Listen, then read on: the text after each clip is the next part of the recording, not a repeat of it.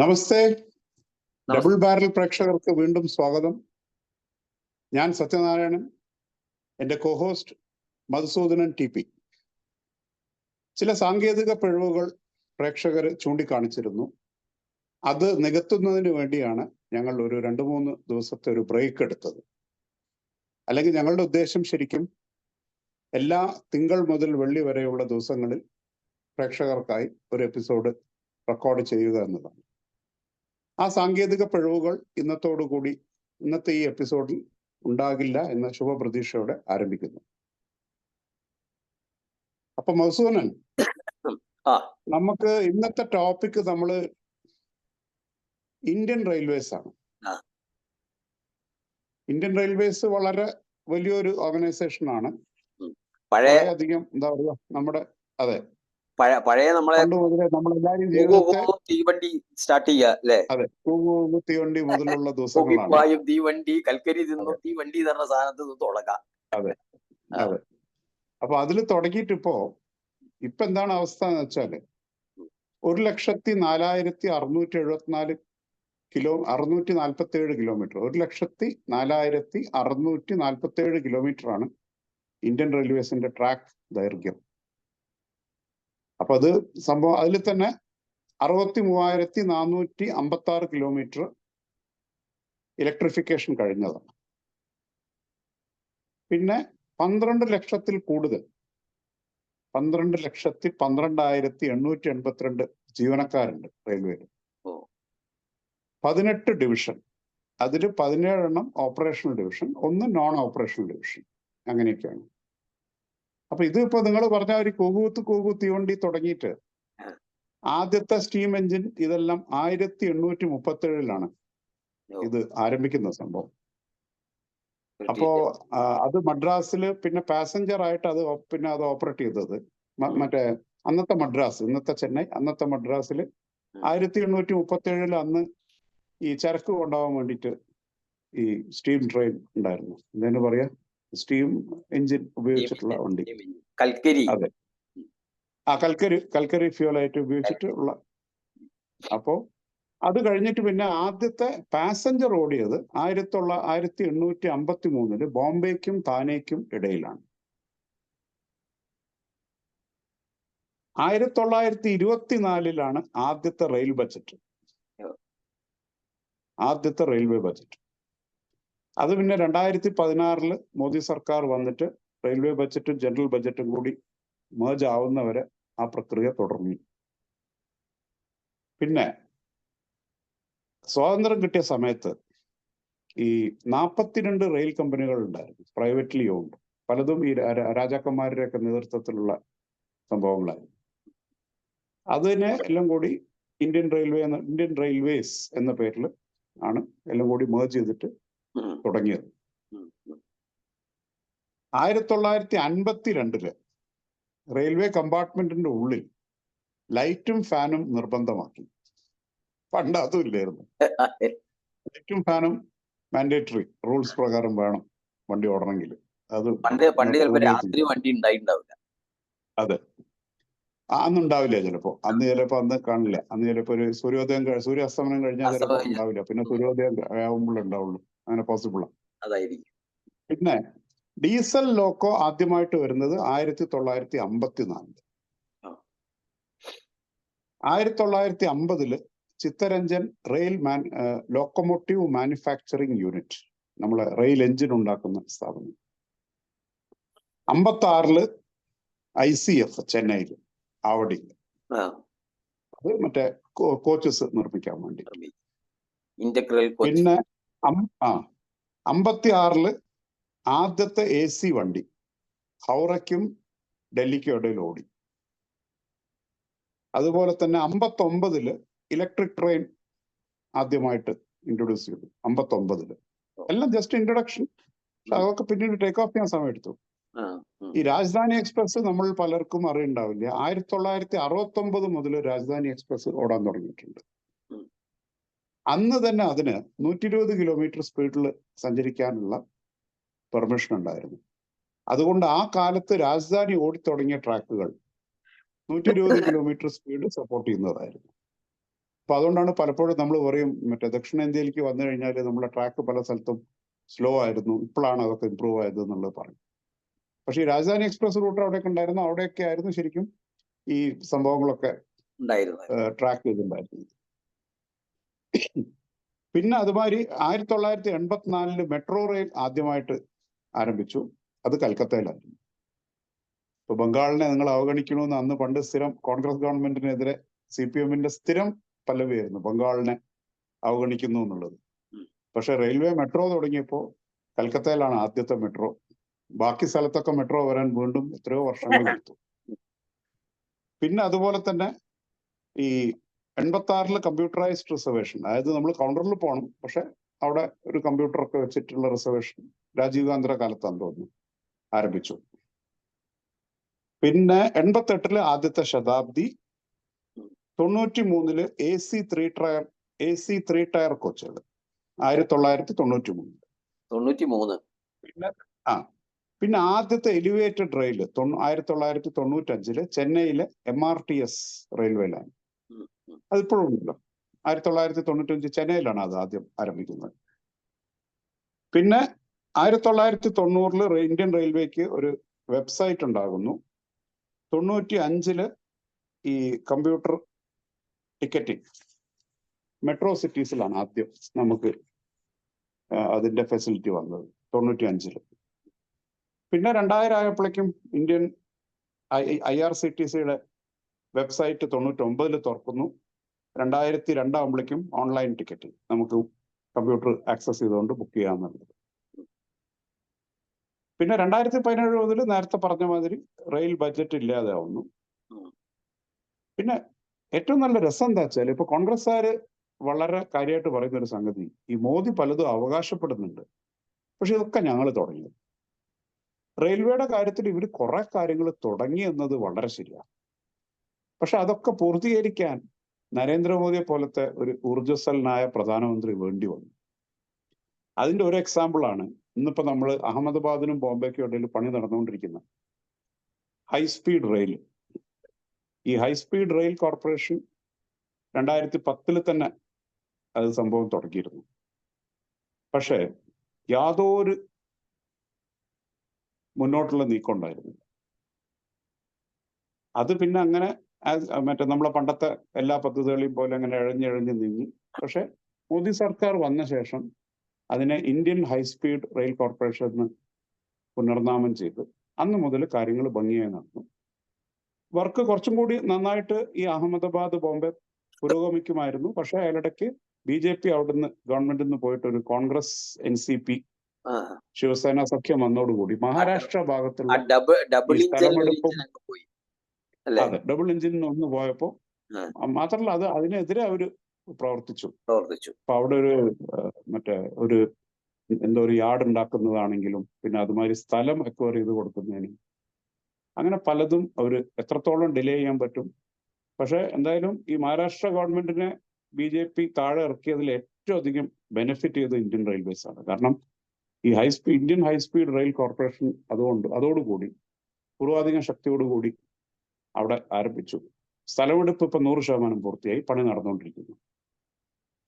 പിന്നെ അതുപോലെ തന്നെ വേറൊരു കാര്യം നമുക്ക് വളരെ രസമായിട്ട് തോന്നുന്നത്, ഈ ICF കോച്ച്, നമ്മളെ പാസഞ്ചർ കോച്ച് 1965 നിർമ്മാണം തുടങ്ങി. എന്താ പറയാ ഈ ഇതുണ്ടല്ലോ LHB കോച്ച് വരുന്നവരെയും ICF കോച്ചുകളായിരുന്നു നമ്മുടെ റെയിൽവേയുടെ മെയിൻ ഇത്. പക്ഷെ ഇതെന്താ രസിച്ചാല് 1998 LHB കോച്ചുകൾ വന്നു. LHB കോച്ചുകളുടെ ഒരു പ്രത്യേകത എന്ന് പറഞ്ഞു കഴിഞ്ഞാൽ 160 കിലോമീറ്റർ സ്പീഡിൽ ആ കോച്ചുകൾക്ക് സഞ്ചരിക്കാം. ലോക്കോമോട്ടീവ് 200 കിലോമീറ്ററിൽ കൂടുതൽ ഡ്രോ ചെയ്യാൻ കേപ്പബിൾ ആയിട്ടുള്ള നമ്മളെ എഞ്ചിനാണ്. അത് തന്നെ ഉണ്ട്, അതല്ല. പക്ഷേ ഇതിന് ഈ LHB കോച്ചുകളുടെ ആ ഒരു 160 കിലോമീറ്റർ സ്പീഡിനെ യൂട്ടിലൈസ് ചെയ്യാൻ കോൺഗ്രസ് സർക്കാരിന്റെ ഭാഗത്ത് നിന്ന് യാതൊരു ശ്രമം ഉണ്ടായില്ല. അപ്പോ ഈ 98 നമ്മളെ കയ്യിൽ ഈ സാധനം കിട്ടിയെങ്കിലും ഇപ്പൊ വന്ദേ ഭാരത് വന്നിട്ട് അതിനുശേഷമാണ് LHB കോച്ചുകളും ഓരോ സ്ഥലത്ത് 110-ലും ഇപ്പൊ നമ്മുടെ ഷൊർണൂർ മംഗലാപുരം ഇപ്പൊ 110 പോയിക്കൊണ്ടിരിക്കുകയാണ്. ഇലക്ഷൻ കഴിഞ്ഞ ഉടനെ അതിന്റെ 130 അപ്ഗ്രേഡ് ചെയ്യും. അഹമ്മദാബാദ് ബോംബെ 130 പോയിക്കൊണ്ടിരിക്കുകയാണ്.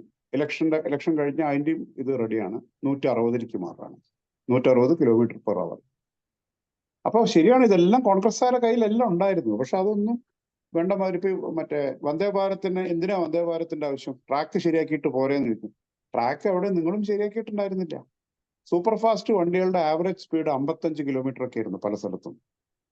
എക്സ്പ്രസും ലോക്കലും പിന്നെ അതിലും താഴെയൊക്കെ ആയിരുന്നു. അപ്പോൾ അതൊന്നും വന്നു. പിന്നെയാണ് ഈ 2018-19 2018 ട്രെയിൻ 18 എന്നായിരുന്നല്ലോ ആ ട്രെയിനിനെ ആദ്യം വിളിച്ചത് വന്ദേ ഭാരത്തിന്. ട്രിപ്പിൾ സസ്പെൻഷൻ ആണ് അതിനുള്ളത്. അതിന്റെ ഒരു പ്രത്യേകത അതാണ്, ട്രിപ്പിൾ സസ്പെൻഷൻ. അതുകൊണ്ടാണ് അതിന് സ്പീഡ് എടുക്കാൻ പറ്റുന്നത്. 180 km വരെ സ്പീഡിൽ പോവാം.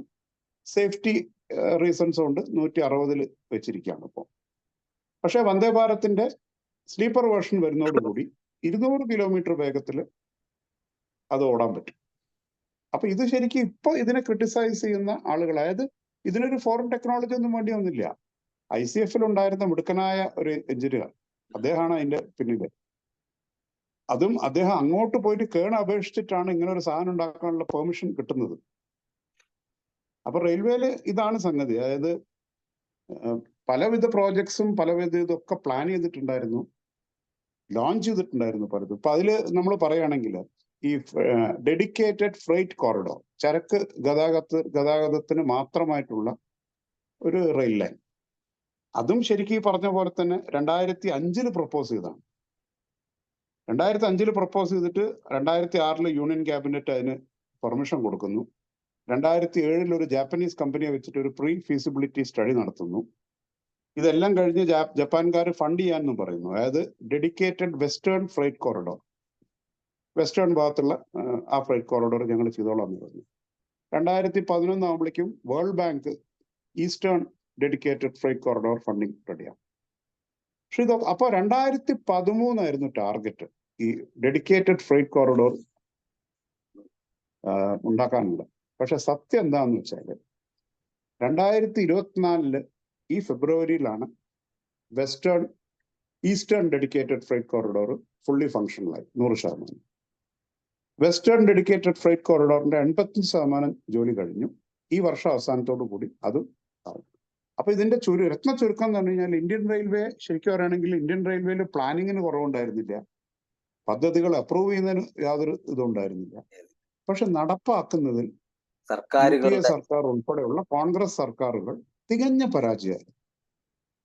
ഇതാണ് എനിക്ക് പറയാനുള്ളത്. ഇനി മധുസൂദനും പറയും. ഏകദേശം റെയിൽവേന്റെ 1800 മുതലിന്റെ എല്ലാ ചരിത്രവും കണ്ട് പറഞ്ഞു കഴിഞ്ഞു. അതെ, എല്ലാ ചരിത്രവും ഇവിടെ എത്തിക്കഴിഞ്ഞു, ക്ലിയർ ആയി. പ്രേക്ഷകർക്ക് ഈ റെയിൽവേനെ പറ്റി പഠിക്കാനൊന്നുമില്ല, ഇതൊരു 10 പ്രാവശ്യം കേട്ടാ മതി. കേട്ട് കഴിഞ്ഞാൽ 1800 മുതൽ എങ്ങനെ വന്നു, ഈ 2024 വരെ ഇതിന്റെ ഏകദേശം രൂപകങ്ങളൊക്കെ കിട്ടി അല്ലേ. പക്ഷെ അതിന്റെ രസകരമായ പഴയ യാത്രകൾ ഭയങ്കര രസമാണ് ഇതൊക്കെ. അതാണ് രസം അല്ലേ. പണ്ട് കാലത്ത് ഇവിടുന്ന് ഒന്ന് ചെന്നൈ വരെ പോകണം എന്നുണ്ടെങ്കിൽ ഒന്നും ആലോചിക്കാൻ പറ്റൂല.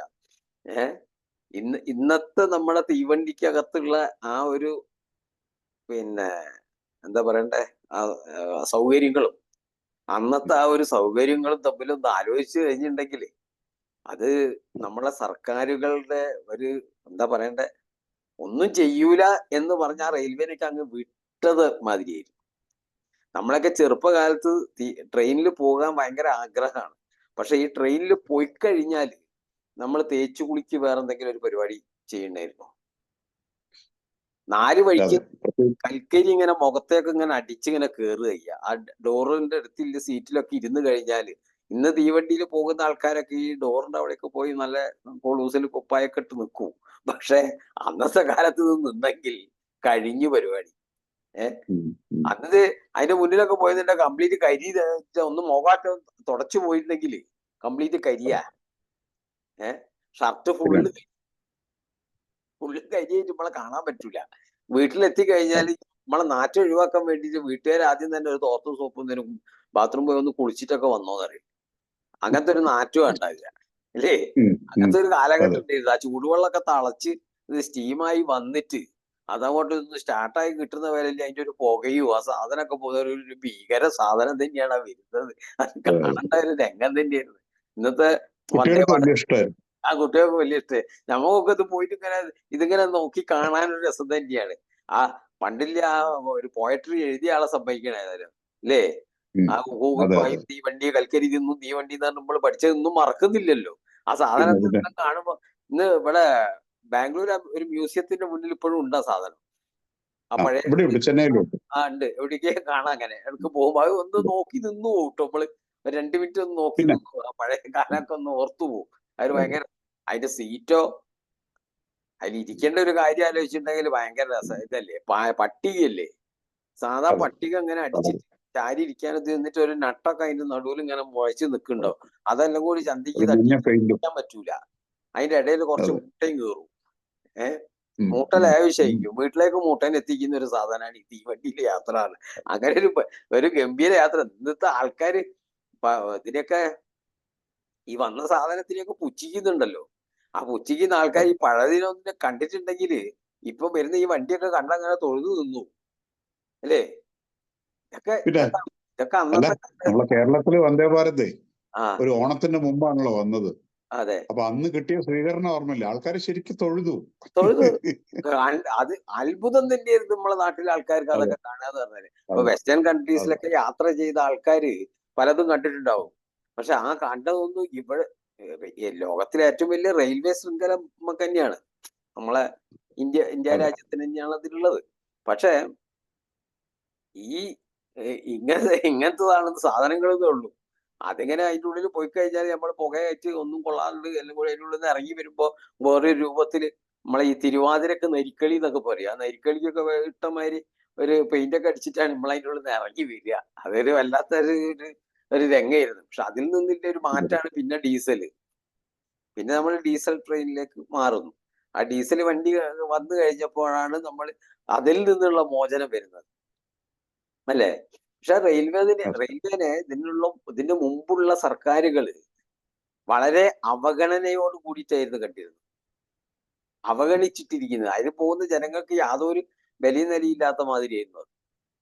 അതില് യാത്ര ചെയ്യാന്ന് പറഞ്ഞാൽ ഒരു ദുർഘടം തന്നെയായിരുന്നു. ലോങ് ഡിസ്റ്റൻസ് ഒക്കെ പോകുന്നത് വളരെ ചീപ്പും ആയിരുന്നു ട്ടോ. അതുകൊണ്ടല്ലോ. ഉം, ഉം. പഴയ ഞാൻ ഇപ്പോഴും അതെ, ഇപ്പോഴും ചീത്തന്നെ. എനിക്ക് എന്റെ അച്ഛന്റെ കൂടെ ചെറുപ്പകാലത്ത് ഒരു ഹാഫ് ടിക്കറ്റ് എടുത്ത് പോയി 13 രൂപയാണ്. ഉം. ഏത് കോഴിക്കോട് നിന്ന് പാലക്കാട് ചെന്നൈ മറ്റേ വരെ. Half ticket. ചെന്നൈ, ഓ ശരി. ആ. ആ 13 രൂപയേ ഉള്ളൂ അന്ന്. ഏഹ് അങ്ങനെ യാത്ര ചെയ്തത് എനിക്ക് ഇന്നും ഓർമ്മയുണ്ട്. ഏഹ് അപ്പൊ അത്ര ചെറിയ ഒരു പിന്നെ പൈസ ആവുന്നുള്ളൂ. അങ്ങനെ ഒരു കാര്യമുണ്ട്. പക്ഷെ ഇതാണ് ആ ഒരു പുരോഗമനം ഉണ്ടാവാൻ ഒരുപാട് കാലം വേണ്ടി വന്നു എന്നുള്ളതാണ്. ഈ അതെ. മോഡി സർക്കാർ വേണ്ടി വന്നു ഇതിനെ ഒരു പിന്നെ സൗന്ദര്യവൽക്കരിക്കാൻ എന്ന് പറയാം. ഇതിലൊരിക്കൽ മാത്രമല്ല, റെയിൽവേയുടെ പൊട്ടൻഷ്യൽ ശരിക്ക് പൊട്ടൻഷ്യൽ പുറത്തു കൊണ്ടുവരാൻ. City to city connections yes. ഓരോ നഗരങ്ങൾ തമ്മിൽ കണക്ട് ചെയ്യുന്ന സംഗതികളൊക്കെ ഇപ്പൊ ഡൽഹി ടു ഗുജറാത്ത് വരെയൊക്കെ പോകാൻ വളരെ നിമിഷ നേരം കൊണ്ട് പോകാൻ പറ്റുന്ന ഒരു സ്ഥിതിവിശേഷത്തിലേക്ക് എത്തിച്ചില്ലേ? അവിടെ എന്തോ സിറ്റി ടു സിറ്റി മെട്രോ ഒക്കെ അവിടെ സ്റ്റാർട്ട് ചെയ്തു കഴിഞ്ഞല്ലോ അല്ലേ? അല്ല, ഡൽഹിയുടെ പുറത്ത്, ഡൽഹിയിൽ നിന്ന് കുറച്ച് ഒരു 80 കിലോമീറ്റർ വരെ. വരെ ഡൽഹി ടു പോകാം. അഹമ്മദാബാദ് ദൂരം കുറച്ച് കൂടുതലാണ്. ദൂരം കുറച്ച് അവിടെ മറ്റേ കൂടുതലാണ്. രാജധാനിയും എല്ലാ വണ്ടികളും ഉണ്ടല്ലോ. പക്ഷെ അതൊരു ഹൈ സ്പീഡ് ഇതാണ്, ഹൈസ്പീഡ് ട്രാക്കാണ്. അത്യാവശ്യം ട്രെയിൻ സ്പീഡിലാണ് പോകുന്നത്. വന്നിരുന്നൊക്കെ പറയുന്നത് ആ. കേട്ടിട്ട്. അപ്പൊ അങ്ങനെ ചില അല്ല, ഇപ്പൊ ട്രെയിൻ നമ്മൾ നേരത്തെ പറഞ്ഞില്ലേ ഈ അഹമ്മദാബാദ് ബോംബെ അത് 160 കിലോമീറ്റർ പോകുന്നു. ആ ഈ അഹമ്മദാബാദിൽ നിന്ന് ബറോഡ വരെ ഡൽഹി റൂട്ട് തന്നെയാണ് അത്. ആ ബറോഡയിൽ നിന്നാണ് തിരിഞ്ഞു പോകുന്നത്. ആ അപ്പൊ ഇനി കുറച്ച് കഴിഞ്ഞാൽ ഈ ബറോഡയിൽ നിന്ന് അങ്ങോട്ടുള്ള ഡൽഹിക്കുള്ള അതും 160 ആവുമ്പോൾ ആ ആ യാത്ര ആകമാനം നല്ല സ്പീഡിൽ പോകാൻ പറ്റും. നല്ല സ്പീഡിൽ പോകാൻ പറ്റും. അപ്പൊ ഈ വന്ദേ ഭാരത് എന്ന് പറയുന്ന ആ ട്രെയിനിൽ ഞാൻ നമ്മളെ ആ, കണ്ണൂരിൽ നിന്ന് ഉം, തിരുവനന്തപുരം വരെ യാത്ര ചെയ്തു കഴിഞ്ഞ ദിവസം. ഉം, അപ്പൊ അതൊരു ഒരു നല്ലൊരു അനുഭവമായിരുന്നു കേട്ടോ. ഉം. ഗംഭീരമായ ഒരു അനുഭവം തന്നെയായിരുന്നു. നമുക്ക് അതിൽ നിന്ന് അവരെ ആ ഒരു ട്രീറ്റ്മെന്റും അതിലില്ലേ ആ TTRമാരെ ട്രീറ്റ്മെന്റ് പഴയ കാലത്ത് അങ്ങനെയൊന്നും അല്ലല്ലോ. എന്താ ടിക്കറ്റ് ഒക്കെ ഇറങ്ങിപ്പോ ഇതുവഴിയല്ലേ കയറേണ്ടത്, അങ്ങോട്ട് പോയിക്കോ. എന്നിട്ട് നമ്മൾ മറ്റേ കമ്പാർട്ട്മെന്റിൽ കയറി ഉന്തി കയറാൻ വലിയ കഷ്ടപ്പാടൊന്നും ചില്ലറൊന്നും അല്ലായിരുന്നു. ഇന്നിപ്പോ അതൊന്നല്ല, അതൊക്കെ ഭയങ്കര സ്റ്റൈലിഷ് ആയി. നമുക്കൊരു ആൾക്കാർക്ക് മറ്റുള്ളൊരു രാജ്യത്തു നിന്ന് ഒരാൾ വന്നു കഴിഞ്ഞാൽ അതൊക്കെ കണ്ടു കഴിഞ്ഞിട്ടുണ്ടെങ്കിൽ ഇന്ത്യന്റെ ഒരു മുഖമാണ് അതൊക്കെ. റെയിൽവേ ഇന്ത്യന്റെ ഒരു മുഖമല്ലേ, അതൊക്കെ കാണാൻ പറ്റുന്ന ഒരു ഭയങ്കര ഒരു സംഗതി തന്നെയാണ്. ഇപ്പൊ ഒരുപാട് റെയിൽവേ സ്റ്റേഷനുകൾ, ഇപ്പൊ ഞാൻ കഴിഞ്ഞ ദിവസം പിന്നെ അയോധ്യ വരെ പോകുമ്പോൾ ഒരുപാട് റെയിൽവേ സ്റ്റേഷനുകളുണ്ട്. ഈ ഉത്തർപ്രദേശിലേക്ക് പോകുമ്പോൾ ഒരുപാട് റെയിൽവേ സ്റ്റേഷനുകളുടെ മുഖമൊക്കെ മുഴുവൻ മാറിയിരിക്കുകയാണ്. ഒക്കെ ഒരു എയർപോർട്ട് ലെവലിലേക്കൊക്കെ പോവുകയാണ്. പിന്നെ ഇവിടെ കർണാടകത്തിന് ബാംഗ്ലൂര് ഒരു SMBV എന്ന് പറഞ്ഞിട്ടൊരു പിന്നെ റെയിൽവേ സ്റ്റേഷൻ ഉണ്ട്. ഇതൊക്കെ കംപ്ലീറ്റ് വേറെ തന്നെ ഒരു രൂപത്തിലാണത്. അതൊന്നും ഈ പഴയ ആ ഒരു രൂപമൊന്നുമല്ല. അതിനങ്ങനെ ഓരോ മാറ്റങ്ങൾ വന്നുകൊണ്ടിരിക്കുകയാണ്. അതിനൊന്നും ആർക്കും ഒന്നും മറക്കാൻ പറ്റില്ല. ആ പഴയ കാലത്ത് ആ ഡീസൽ വണ്ടി വന്നു കഴിഞ്ഞാലും നമുക്ക് അതിലില്ല ഈ യാത്രേനെ പറ്റിയിട്ട് ആലോചിക്കാൻ പറ്റില്ല. ഒന്നാമത് യാത്ര ചെയ്യുന്നവരുടെ ചില സ്വഭാവങ്ങളും ഉണ്ടില്ല എന്നും പറയാൻ പറ്റില്ല. പ്ലാസ്റ്റിക് കുപ്പികൾ ഇങ്ങനെ കുടിച്ചിട്ട് ഇങ്ങനെ വലിച്ചൊരു ഏറാണ്. വെള്ളത്തിന്റെ കുപ്പി അത് കൂടാണ്ട് എല്ലാ ബാത്റൂമിന്റെ അകത്ത് മുഴുവൻ കുപ്പിയിടും. അങ്ങനെയൊക്കെ വലിയ പല കാര്യങ്ങളൊക്കെ ഉണ്ട്. അതൊക്കെ അതിനെല്ലാം ഒരു മാറ്റം ഉണ്ടാക്കാൻ പറ്റിയിട്ടുണ്ട്. റെയിൽവേന്റെ ഒരു വലിയൊരു റെവല്യൂഷൻ തന്നെയാണ് ഉണ്ടായിട്ടുള്ളത്. ഒരു റെവല്യൂഷൻ തന്നെയാണ് ഉണ്ടായിട്ടില്ല. ആ പഴയ പിന്നെ ഓരോ സ്റ്റേജിൽ നിന്ന് മാറി മാറി മാറി മാറി എനിക്ക് തോന്നുന്നു. പക്ഷെ നമ്മളെ സർക്കാരൊക്കെ വരുന്നതിന് മുമ്പ് രാജാക്കന്മാർ ഇത് കൊണ്ടുവരുന്ന കാലത്ത് ഇത് ചിലപ്പോൾ ഒരു രാജധാനിമാരി ഉണ്ടായിട്ടുണ്ടാവണം, അല്ലേ? സ്പീഡ് കുറവായിരുന്നു, പക്ഷെ നല്ല വൃത്തിയുള്ള സാധനങ്ങളായിരിക്കും. കാരണം രാജാക്കന്മാർ ആൾക്കാരൊക്കെ പോകും, സാധാരണക്കാരന് അത് അപ്രാപ്തമായിരുന്നു. പോകാൻ പറ്റില്ല. അന്ന് ചരക്ക് മാത്രമേ അതിൽ പോയിരുന്നുള്ളൂ, സാധാരണക്കാരന് പോകാൻ പറ്റില്ല. പിന്നെ കുറെ വലിയ ആൾക്കാർ പോകാനുള്ള പ്രത്യേക കുതിരവണ്ടിയുടെ ഇതില്ലേ, അതിന്റെ വേറൊരു കുറച്ചും കൂടി ഇതായിട്ടുള്ള ടൈപ്പ് ഒക്കെ ആയിരുന്നു. അതെ അതെ. ഇവിടുന്ന് അന്നൊക്കെ ട്രെയിനിൽ കയറി കഴിഞ്ഞാൽ ഇവിടുന്ന് ഒരു സ്ഥലത്ത് എത്തണമെങ്കിൽ നമ്മൾ ഇന്ന് കയറിയാൽ ഒരു 2 രാത്രി അതിലിരുന്ന് 3-ാമത്തെ ദിവസം രാവിലെയൊക്കെയാണ് നമ്മൾ എത്തുക, അല്ലേ? ഇന്ന് അതൊക്കെ പോയിട്ട് ഒരു നൈറ്റ് പിറ്റേ ദിവസം രാവിലെ ഉച്ചയൊക്കെ ആകുമ്പോൾ നമ്മൾ അത്രയും സ്പീഡിൽ അവിടെ എത്താൻ സാധിക്കുന്നുണ്ട്. അതൊക്കെ എത്തുന്നുണ്ട്. അതൊക്കെ ഭയങ്കര ഒരു എന്താ പറയണ്ടേ, അത് അത്രയും ഒരു ഇതാണ്. ഇന്നത്തെ ആ ഒരു മിനിസ്റ്ററൊക്കെ നമ്മൾ സല്യൂട്ട് ചെയ്യണം, അല്ലേ? നമ്മൾ ഈ സമയത്ത് ഓർക്കേണ്ടത് ഈ ശ്രീധരനെ നമ്മൾ ഓർമ്മിക്കണം.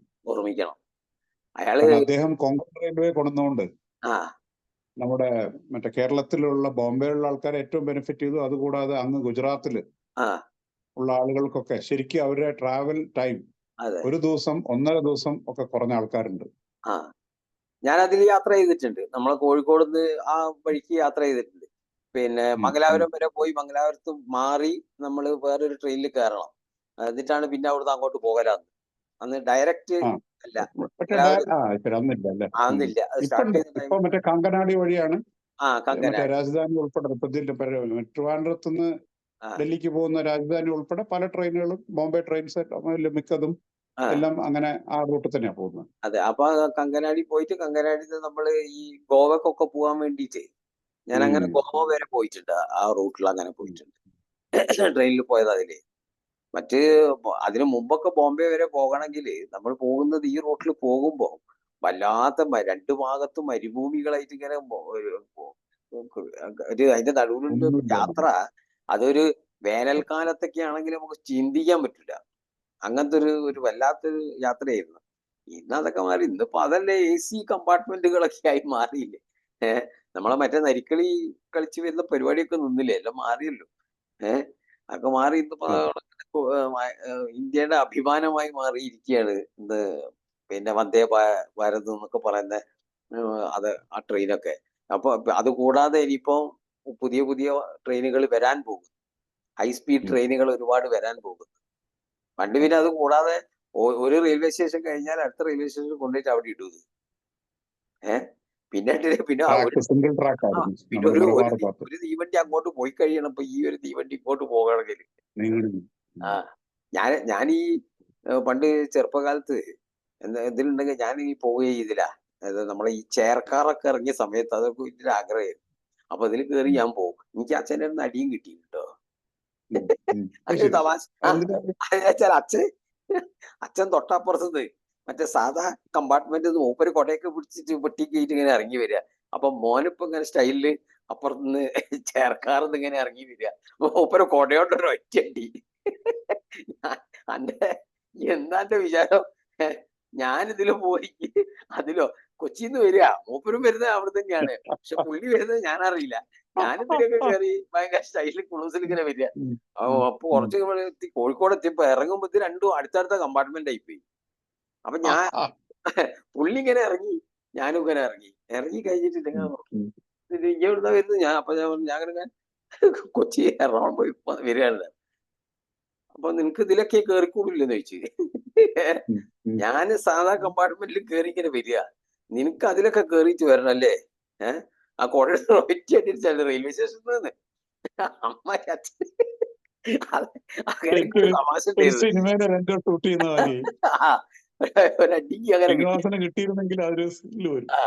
ഒരു തുട്ടി അങ്ങനെ ഒരു രസമുണ്ട്. അതേമാതിരി നമ്മളെ കോഴിക്കോടിലെ വലിയൊരു മുതലാളിയാ.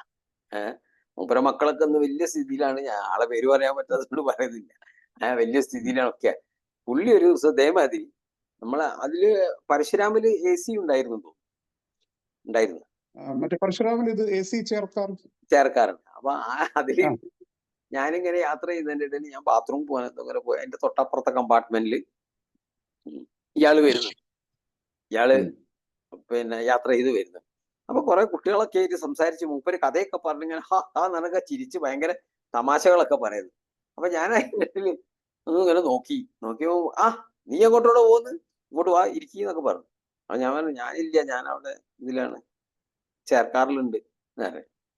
ഞാൻ അപ്പൊ തന്നെ ചോദിച്ചേ, അല്ല നിങ്ങള് വലിയൊരു പൈസക്കാരനല്ലേ, ഞാനൊക്കെ അതിൽ യാത്ര ചെയ്യാൻ ആയിട്ടില്ല, പക്ഷെ എനിക്കൊരു പൂതിയാണ്, ഞാനില്ല പൈസയൊക്കെ എന്തെങ്കിലും ആയിക്കോട്ടെ, നമ്മൾ അച്ഛന്റെ പൈസയാണ് അന്നെടുത്ത് പോകുന്നെങ്കിലും ഞാൻ അതിലൊക്കെ യാത്ര ചെയ്യൂ. നിങ്ങൾ എന്ത് വെറുതെ ഇതിലൊക്കെ ഒന്ന് നല്ല ജീവിക്കുമ്പോ അടിച്ചു പൊളിച്ച് ജീവിച്ചോടെന്നൊക്കെ ചോദിച്ചു ഇയാള്. അത് എനിക്ക് അറിയില്ലടാ. നിനക്കറിയില്ലടാ അതിനെ പറ്റിയിട്ട്.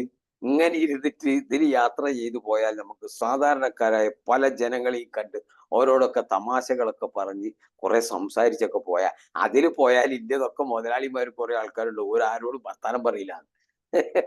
ഞാൻ പറഞ്ഞു, നിങ്ങൾ ഏതായാലും ഇപ്പൊ ടിക്കറ്റ് ഒന്ന് അപ്ഗ്രേഡ് ചെയ്തിട്ട് എന്റെ കൂടെ ഇരിക്കാൻ പറ്റുമെങ്കിൽ വരീന്ന് പറഞ്ഞു. വേണ്ട ഈ വയ്ക്കോന്ന് പറഞ്ഞു. പോയി അങ്ങനെ ഒരു മുതലാളി ഉണ്ടായിരുന്നു. പുള്ളിന്റെ മക്കളൊക്കെ നല്ല നമ്മളെ ഇപ്പോഴും സുഹൃത്തുക്കളാണ്. ഇത് പറയൽ ഇടക്ക് പറഞ്ഞ് തമാശയൊക്കെ ഉണ്ടായിരുന്നു. അപ്പൊ ഞാൻ അതിലൊക്കെ അന്നേ യാത്ര ചെയ്ത് നോക്കും. ഒരു എന്തെങ്കിലും ഇങ്ങനത്തെ പുതിയ കണ്ടാൽ അതിലൊന്ന് കയറി നോക്കും. അതേമാതിരി ഈ ബാംഗ്ലൂരിൽ നിന്ന് അങ്ങ് ചെന്നൈ വരെ പോകുന്ന ഒരു ട്രെയിൻ ഉണ്ട്. രാവിലെ ഇവിടുന്ന് 6 മണിക്ക് സ്റ്റാർട്ട് ചെയ്യും. ഒരു 3 മണിക്കൂർ 4 മണി. പേര് എനിക്ക് മറന്നുപോയി. എന്റെ പേര് മറന്നുപോയി. അപ്പൊ ആ വണ്ടിയൊക്കെ ഏകദേശം അല്ല, വെസ്റ്റ് കോസ്റ്റ് അല്ല, ഇവിടുന്ന് ബാംഗ്ലൂരിൽ പോകുന്നത്. അല്ല ബാംഗ്ലൂരിൽ നിന്ന് പിന്നെ ചെന്നൈ ശതാബ്ദി എന്നാണോ എന്നൊരു സംശയം. ശതാബ്ദി ഉണ്ട്, ശതാബ്ദി ഉണ്ട്, വന്ദേ ഭാരത് ഉണ്ട്, മുമ്പുണ്ടായിരുന്നത് ബാംഗ്ലൂർ മെയിൽ ഉണ്ട്. അല്ല, ശതാബ്ദി ഉണ്ട്, ശതാബ്ദിയാണ് തോന്നുന്നത്. അത് നല്ലൊരു വണ്ടി കേട്ടോ, അതേമാതിരി തന്നെ. പക്ഷെ ഇത്രയും നല്ല വന്ദേ ഭാരതിന്റെ മാതിരി അതില് സീറ്റും കാര്യങ്ങളൊന്നും ഇല്ല. പക്ഷെ യാത്രകളൊക്കെ നമുക്ക് ഭക്ഷണം കിട്ടുന്നു, കാര്യങ്ങൾ കിട്ടുന്ന എല്ലാ സംഗതി. പക്ഷെ നമ്മളെ കേരളക്കാർക്ക് അതിലെ ഭക്ഷണമൊന്നും പറ്റൂല. പക്ഷെ കേരളത്തിൽ വന്ദേ ഭാരത് അല്ല, കേരളത്തിൽ എന്താ അറിയോ, കേരളത്തിൽ ജനശതാബ്ദി ഉള്ളൂ, ശതാബ്ദി ഇല്ല. താങ്കൾ പറഞ്ഞത് മറ്റേ ഇത് വന്ദേ ഭാരതിനെ പറ്റിയിട്ടില്ല. വന്ദേ ഭാരതിലെ ഭക്ഷണം കുറ്റല്ലേ? നരേന്ദ്രമോദിയെ കുറ്റം പറയാൻ വേണ്ടിയിട്ട് ഒരു കാരണം ഉണ്ടാക്കിയും കൊണ്ട് അതിനെ സ്ഥിരമായി കുറ്റം പറഞ്ഞുകൊണ്ടിരിക്കുകയല്ലേ. സ്ഥിരമായിട്ട് പറയൂ അതിലെ ഭക്ഷണം. താങ്കൾ കഴിച്ചു കാണല്ലോ? ഞാൻ കഴിച്ചത് എന്താ ഒരു കുഴപ്പം? നല്ല ഫുഡല്ലേ? നല്ല ഫുഡാണല്ലോ, വൃത്തിയില്ല ഫുഡല്ലേ, എല്ലാം പാക്കഡ് ആയില്ലേ, നല്ല നല്ല സീൽഡ് സാധനങ്ങൾ തരുന്നത്. ചെറിയ ഈ യാത്രയിലൊക്കെ ഒരു റൈസോ പരിപ്പോ, ഇവരൊക്കെ രാജാക്കന്മാരാണല്ലോ, ഇതെല്ലാം കോഴി ഇതൊക്കെയല്ലേ കഴിക്കൂ. അപ്പൊ ഈ ഭക്ഷണം പറ്റൂല, ഇത് ഞങ്ങൾക്ക് ശരിയല്ല, ഇത് വൃത്തികെട്ട ഭക്ഷണം കൂടി ഒന്ന് നന്നാക്കി. ചില വ്ളോഗേഴ്സ് വരെ അത് പറയാറുണ്ട്. അതെന്താ വെച്ചാൽ ഈ നരേന്ദ്രമോദിനെ കുറ്റം പറയുക എന്ന് പറഞ്ഞാൽ ഒരു ഫാഷനാണ്. അത് കുറ്റം പറയുന്ന ഒരു ബുദ്ധിജീവിയാണ് എന്നുള്ളൊരു ഒരു ചെറിയൊരു വെപ്പ് നമ്മളെ കേരളത്തിലുണ്ട്. അപ്പൊ അതുകൊണ്ടാണ്. അപ്പൊ അതുകൊണ്ട് ഉണ്ടാകുന്ന ഒരു നെറേറ്റീവ് ആണത്. അത്രേ ഉള്ളൂ അത്. അല്ലാണ്ട് വേറെ ഒരു സംഭവമൊന്നുമില്ല. ശരിക്കും അതിൽ യാത്ര ചെയ്യുമ്പോൾ അത്യാവശ്യം നല്ല രാവിലെ പോവുകയാണെങ്കിൽ നല്ല ബർഫി, ഒരു 2 പൂരി, അല്ലെങ്കിൽ ഇഡ്ഡലി, അതിന്റെ കൂടെ ഒരു ഉപ്മാവ്, കേസരി, ഇങ്ങനെയുള്ള സാധനങ്ങളൊക്കെ തന്ന് നമുക്കൊരു ചെറിയൊരു, അത് കഴിഞ്ഞ് വീട്ടിൽ പോയിട്ട് നിങ്ങൾ തിന്ന് അല്ലെങ്കിൽ ഏതോ ഹോട്ടലിൽ കയറി, ഇതൊക്കെ ഒരു വലിയൊരു യാത്ര. 2000 ആൾക്കാർക്കൊക്കെ ട്രെയിനിൽ സപ്ലൈ ചെയ്തത്, അതൊക്കെ ഒരു വ്യത്യാസമല്ലേ? അപ്പൊ അതിനനുസരിച്ചിട്ട് ജനങ്ങൾക്ക് എന്താ അറിയില്ല, ഇതിന് 24 മണിക്കൂർ അങ്ങ് കുറ്റം പറയണം. കാരണം ഈ നല്ലൊരു സാധനം ഓടാൻ തുടങ്ങിയത് ആർക്കും വലിയ അങ്ങോട്ട് സഹിക്കുന്നില്ല. പിടിക്കുന്നു. ആ പഴയ കൽക്കരി പോയി നോക്കണായിരുന്നു, അതിനെ തൊഴുതിട്ട് ആ തൊഴുതിട്ടുണ്ട്. ഈ പറയുന്നവരും തൊഴുതിട്ടുണ്ടാവും. കാരണം റെയിൽവേ സ്റ്റേഷനിൽ വന്നിട്ട് പണ്ട് പിന്നെ ഇതിന് കൊടി കാണിക്കാൻ വേണ്ടി കുറെ ആൾക്കാർ വന്നു നിന്നപ്പോ അതിനും വാശിയായിരുന്നു. ഉം. നമ്മളെ പാർട്ടി ആരാ നിൽക്കേണ്ടത് മുന്നിൽ തന്നിട്ട് BJP-ക്കാർ മുന്നിലേക്ക് വരുന്നത് ബേജാറായിരുന്നു. അതും നമ്മൾ കണ്ടതാണ്. അല്ലേ? നമ്മൾ ടിവിയിലെല്ലാം കാണില്ലേ? അതിനെ അതിനെ എങ്ങനെയെങ്കിലും ഒന്ന് തിരിച്ചു വളച്ചൊടിച്ച് കുറ്റം പറയാൻ നമ്മളെ മാധ്യമങ്ങൾ ഭയങ്കരമായിട്ട് പ്രവർത്തിക്കുകയും ചെയ്തിരുന്നു. ചില വ്ളോഗേഴ്സും ചില ആൾക്കാരും മാത്രം നല്ലത് പറയും. ഇതിൽ തന്നെ യാത്ര ചെയ്തുകൊണ്ടിരിക്കുന്ന നമ്മളെ പല നേതാക്കന്മാരും പ്രതിപക്ഷത്തിരിക്കുന്നവരും യാത്ര ചെയ്യൂ, എന്നിട്ട് അത്ര പോരെ, കുറച്ചൊക്കെ ഓക്കെ ആണ് അങ്ങനെ പറയും. അതിനെ പൂർണ്ണമായിട്ട് അതിനെ അംഗീകരിക്കാൻ വളരെ മടിയായിരുന്നു. എന്ത് തന്നെ ആയാലും അതൊക്കെ ഒരു വിപ്ലവം തന്നെയാണെന്ന് നമ്മളെ ഇന്ത്യ രാജ്യത്ത് സൃഷ്ടിച്ചിരിക്കുന്നത്. ആ വിപ്ലവത്തിന് നമ്മൾ അതിനെ അംഗീകരിച്ചേ പറ്റൂ. അംഗീകരിക്കാൻ നമ്മൾ തയ്യാറായിരിക്കണം. അല്ലാണ്ട് 1800-ലേക്ക് പോവുകയല്ല വേണ്ടത്, അല്ലേ? 24-ആണ്. ഈ 24-ല് നമ്മൾ 24-ആയി തന്നെ ഇരിക്കണം. അതിങ്ങനെ 24 എന്ന് പറയുമ്പോൾ നമ്മളെ ന്യൂമറോളജിക്കലി പറഞ്ഞ 4-നുണ്ട് 6 ശുക്രനാണ്. ഈ ശുക്രൻ എപ്പോഴും നല്ല സുന്ദരനായിട്ടായിട്ട് ഇരിക്കണതാ പറയുക.